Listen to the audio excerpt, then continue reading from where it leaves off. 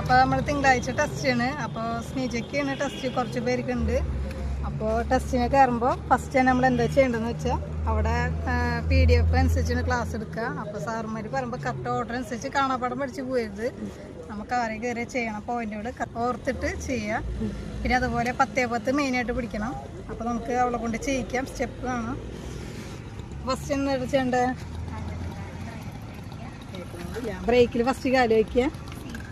Second നമ്മൾ seat adjust ചെയ്യുക. Okay എങ്കിൽ സീറ്റ് ബെൽറ്റ് ഇടാം. അടുത്ത സ്റ്റെപ്പ് നമ്മൾ റിലാക്സ് ആയിട്ടിരിക്കുക. അടുത്ത സ്റ്റെപ്പ് ചെയ്യും.